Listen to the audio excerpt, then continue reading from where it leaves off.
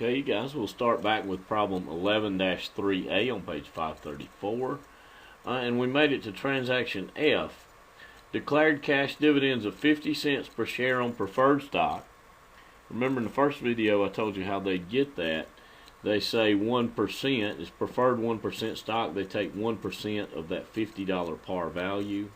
That's where they get their 50 cent per share dividend on preferred stock. Now, the board of directors would never have to vote to pay a dividend, but if they do, they'd have to pay that 50 cent per share dividend to preferred stockholders before the common stockholders could receive any dividends. And then they go on to say they also declared cash dividends of 8 cents per share on common stock.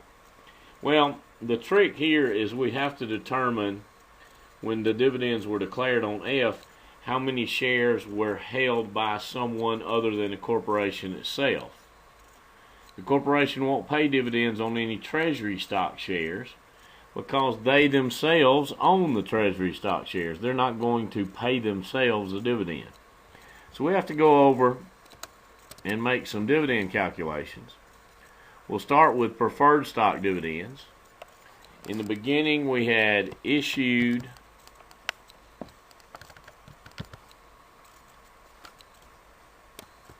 Okay, so when we started the problem, I think I'm going to put my numbers in this column. When we started the problem, let's look at preferred stock. 100,000 shares authorized to be issued by the state, but at that point they had only issued 80,000 shares.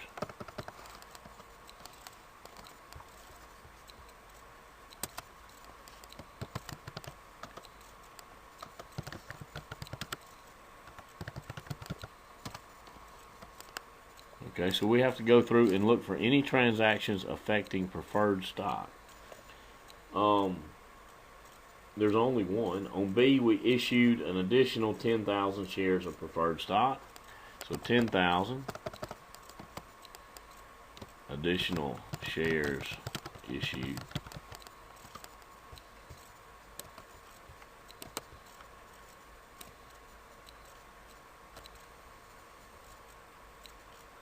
So then we're going to add those two together.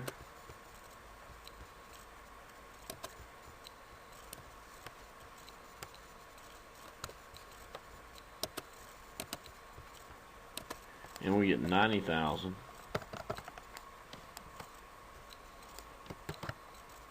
shares issued. Okay, so when we get to F, there are 90,000 shares of preferred stock issued. The dividends per share is 50 cents. So we're going to say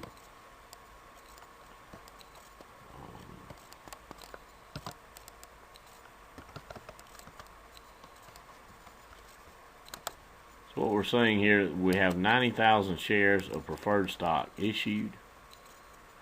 The dividends on preferred stock are 50 cents per share. So now we're just going to multiply.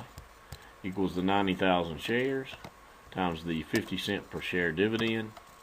So preferred stock dividends come out to $45,000. Okay, so now we're going to do the same thing for common stock dividends.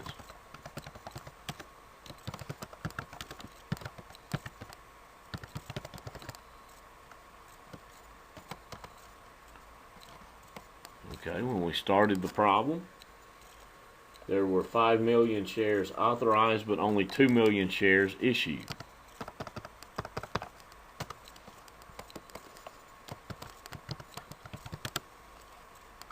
Good grief.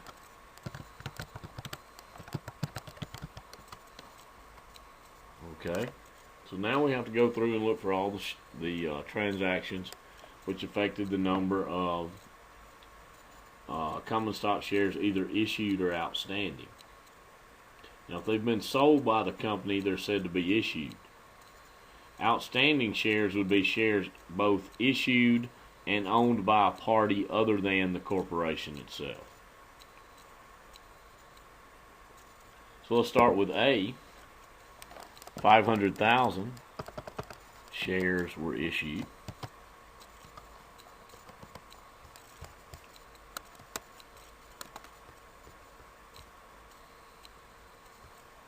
Okay. So now we have 2.5 million. We're just adding those two together.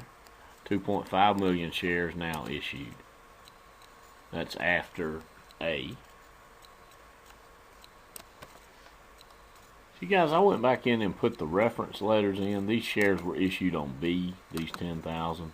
This dividend per share price comes from F. These 500,000 shares were issued on A. Alright, then B dealt with preferred stock. So let's go to C. 50,000 shares of Treasury Common were purchased. Okay.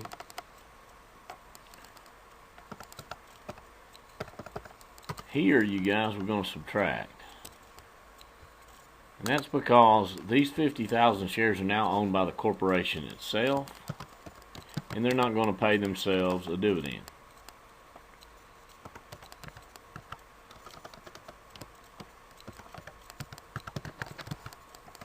So that's a treasury stock purchase. That's the only time in these calculations where we subtract. Okay, and that treasury stock purchase occurred on C. It didn't work so well.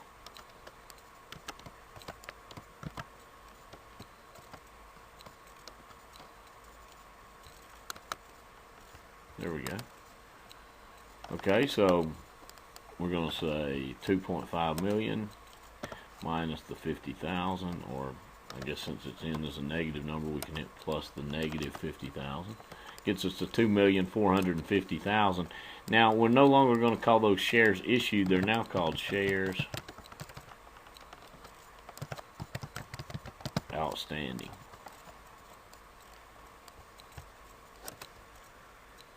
And outstanding just means they're owned by a party other than the corporation itself. Okay, now, let's keep going. On D, we sold back some of those treasury stock shares. As a matter of fact, there were 20,000 of them. And that's a treasury stock sale on D.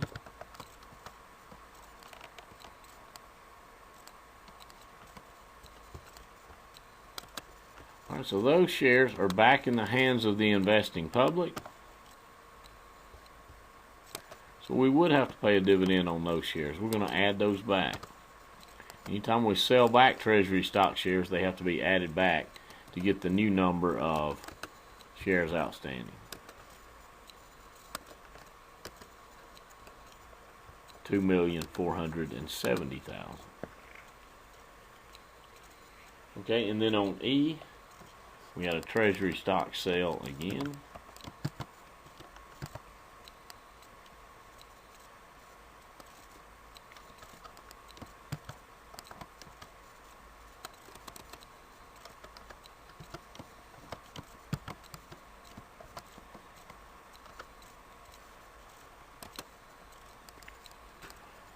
How many shares there? 5,000.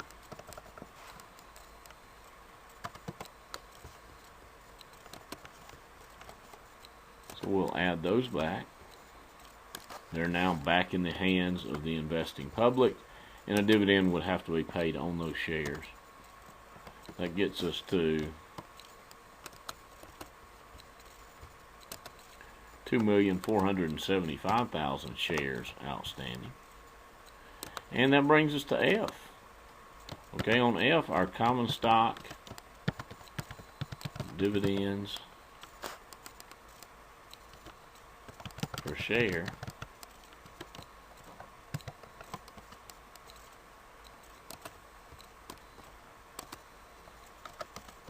were, let's see, it's 8 cents. Okay. So we're just going to multiply here. Equals the number of shares outstanding times our 8 cents common stock dividends per share. That's 198,000. That's common stock dividends. Okay. Okay, so we got preferred stock dividends of 45,000, common stock dividends of 198,000. Well, we're going to add those two together. We're going to say our 45,000 preferred stock dividends.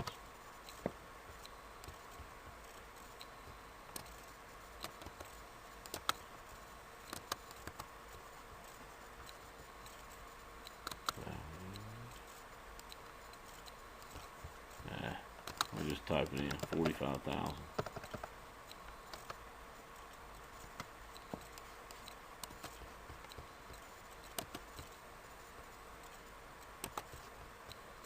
Okay, and then we had 198,000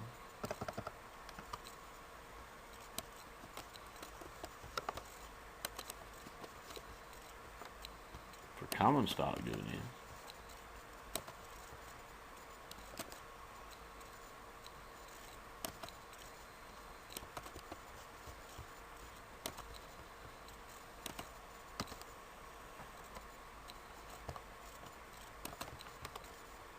Okay, so we're just going to add those two together to get the amount, the total amount of cash dividends.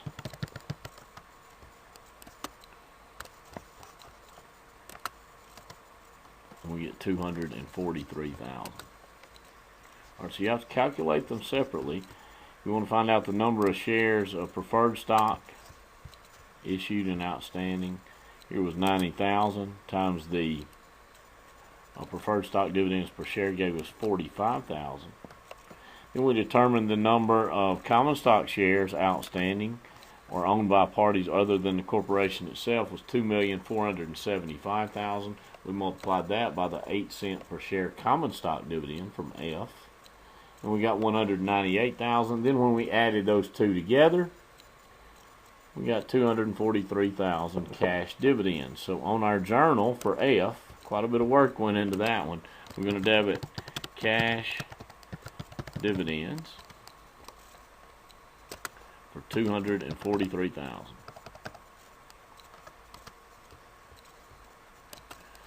We haven't paid them yet. They've only been declared on F. So we're going to credit a new liability account to increase its balance.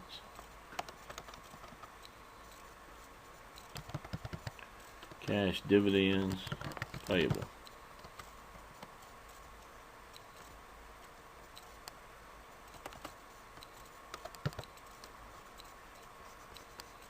For the same amount, 243,000. Okay, then on G,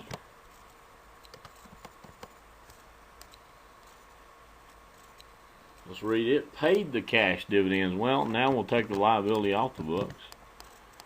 Increases on the debt on the credit side, so it's going to decrease on the debit side. Cash dividends payable.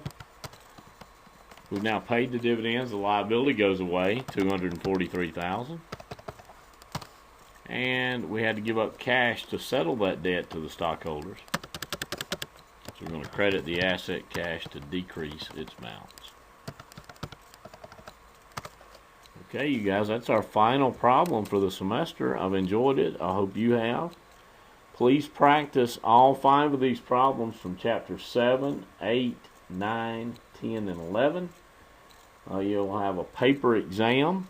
It's proctored. You've seen the instructions, I'm sure, on the Moodle page. Practice these on paper to do well on that exam. Rework each one until you can do it on paper without looking back at the example.